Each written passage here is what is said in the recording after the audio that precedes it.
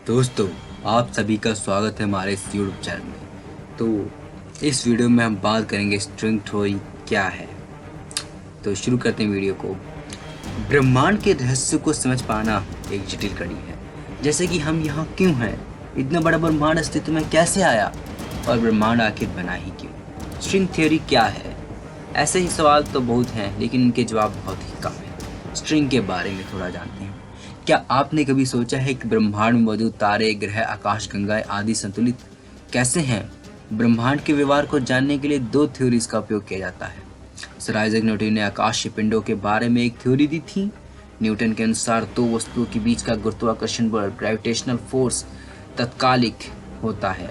मतलब यदि एक वस्तु तुरंत गायब हो जाए तो उसकी ग्रेविटी तुरंत समाप्त हो जाएगी। अगर हम ऐसी कल्पना करें कि सूरज नष्ट हो गया तो हमें इसका पता 8 मिनट 20 सेकंड बाद लगेगा, क्योंकि सूरज की रोशनी को धरती तक पहुंचने में 8 मिनट 20 सेकंड का समय लगता है। लेकिन न्यूटन के अनुसार ग्रेविटी का प्रभाव एक्चुअल टाइम होता है, इसलिए सूरज के नष्ट होने का पता हमें तुरंत यानी कि प्रकाश की किरण के धरती पर पहुंचने के पहले ही लग जाएगा। लेकिन यहाँ पर एक विरोधाभास सामने आता है। थ्योरी ऑफ रिलेटिविटी के अनुसार प्रकाश की रफ्तार तेज कुछ भी नहीं है, लेकिन सूरज के नष्ट होने पर ग्रेविटी का प्रभाव पूरे सौर मंडल में तुरंत होता है। न्यूटन का यह सिद्धांत आइंस्टाइन के सिद्धांत थ्योरी ऑफ रिलेटिविटी से मेल नहीं खाता। अल्बर्ट आइंस्टाइन ने न्यूटन के गुरुत्वाकर्षण के नियम को चुनौती देते हुए एक नई थ्योरी दी। आइंस्टाइन ने बताया कि सूर्य के चारों ओर घूमने वाले ग्रह कर्व स्पेस फॉलो करते हैं, ना कि सूरज की गुरुत्वाकर्षण की वजह से सूरज के चारों ओर घूमते हैं। तो कर्व स्पेस का एक उदाहरण से समझते हैं। मान लो कि एक रबर की शीट है और उस पे कुछ वर्टिकल और हॉरिजॉन्टल लाइन खींची हुई है और शीट के बीच में एक बड़ी बॉल रख दी जाए तो हमें दिखाई देगा कि गेंद के आसपास की जो लाइन है वह थोड़ी तिरछी हो गई है और शीट में एक कर्व पैदा हो गया है। अब दूसरी बॉल इस सतह पर डाल जाएगी तो इस कर्व की वजह से वो पहली बॉल के पास पहुंच जाएगी। सभी आकाशीय पिंड आइंस्टाइन के इस नियम को फॉलो कर रहे हैं और इसी कर्व स्पेस की वजह से प्रकाश की किरण भारी आकाशीय पिंडों के पास से गुजरते समय मुड़ जाती है। तो जानते हैं स्ट्रिंग क्या है। थ्योरी ऑफ रिलेटिविटी की वजह से हमें पिंडों की स्थिति का पता कर सकते हैं, जैसे कि 1 साल बाद ग्रहों की स्थिति क्या होगी या फिर सभी पिंड एक सीध में कब आएंगे।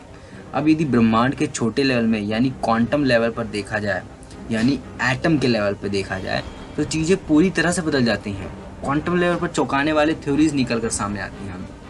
क्वांटम लेवल पर न्यूटन की गति के नियम और आइंस्टाइन की थ्योरी ऑफ रिलेटिविटी के नियम सारे फेल हो जाते हैं, क्योंकि क्वांटम फिजिक्स ब्रह्मांड को एक अलग तरीके से समझाती है। ये तो हम सभी जानते हैं कि ऑर्डिनरी मैटर एटम से मिलकर बना है और एटम इलेक्ट्रॉन, प्रोटॉन और न्यूट्रॉन से मिलकर बना है।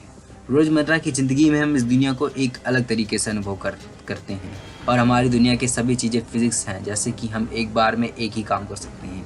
हमारे पास डायरेक्शन होती हैं, जैसे कि लेफ़्ट, राइट, फॉरवर्ड, बैकवर्ड आदि। जैसे ही हमें पता है कि प्रकाश की रफ्तार सबसे तेज़ है और हमारे सौरमंडल में केवल एक ही सूरज है। लेकिन अगर एटम के लेवल पर देखा जाए तो दुनिया को देखने का नज़रिया ही बदल जाता है। जैसे कि क्वांटम लेवल पर डायरेक्शन ख़त्म हो जाती हैं। हम एक ही समय में एक से ज़्यादा काम कर सकते हैं और हम एक समय में एक से ज़्यादा जगह पर मौजूद हो सकते हैं। क्वांटम मैकेनिक्स बिहेवियर को एक्सप्लेन करती है। क्वांटम मैकेनिक्स में हम प्रेडिक्ट नहीं कर सकते कि आगे क्या होगा। यही वजह है कि क्वांटम लेवल पर न्यूटन के गति के नियम और आइंस्टाइन की थ्योरी ऑफ रिलेटिविटी के नियम काम नहीं करते हैं। क्योंकि मान लो कि क्वांटम मैकेनिक्स के अनुसार सूरज एक समय में एक से ज़्यादा जगह पर मौजूद है। अब अगर सौरमंडल में 3 या 4 सूरज होंगे तो पूरा सौरमंडल तबाह हो जाएगा। इसलिए क्वांटम मैकेनिक्स के नियम को सेलेस्टियल बॉडीज़ पर अप्लाई किया जाता है तो हमेशा डिजास्टर ही मिलता है।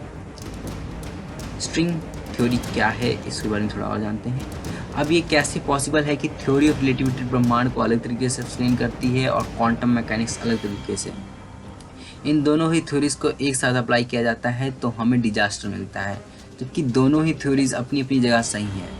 अब ऐसा क्या है कि ब्रह्मांड केवल एक ही थ्योरी से एक्सप्लेन किया जाए और वह थ्योरी क्वांटम मैकेनिक्स और थ्योरी ऑफ रिलेटिविटी दोनों ही एप्लीकेबल हो। स्ट्रिंग थ्योरी एक ऐसी थ्योरी है जो ब्रह्मांड को क्वांटम लेवल पर ही डिफाइन करती है और सेलेस्टियल बॉडीज़ को भी डिफाइन करती है। ये एक ऐसी थ्योरी है जो पूरे ब्रह्मांड के सभी पार्टिकल को एक्सप्लेन करती है। इस थ्योरी का दूसरा नाम है एम थ्योरी या मेम्ब्रेन थ्योरी और string theory, theory of everything भी बोलते हैं। अब जानते हैं string theory and quantum gravity. अब ये स्ट्रिंग थ्योरी पूरे ब्रह्मांड को कैसे एक्सप्लेन करती है, आइए जानते हैं। नेचर में केवल 4 फोर्सेस मौजूद हैं।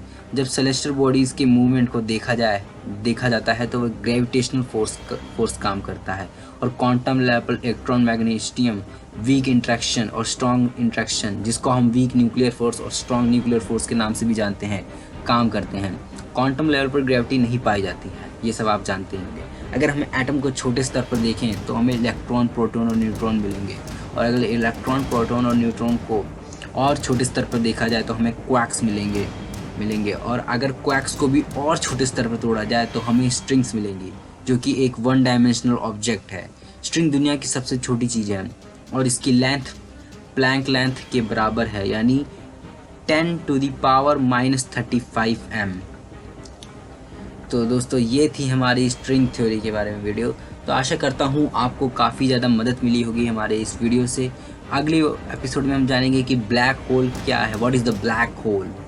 धन्यवाद हमारी वीडियो को देखने के लिए। अगर आपने अभी तक हमारे चैनल को लाइक, शेयर, सब्सक्राइब नहीं किया है तो प्लीज़ कर दीजिए, और हमें कमेंट भी जरूर कीजिए कि आपको हमारा वीडियो कैसा लगा। Thanks for watching this video.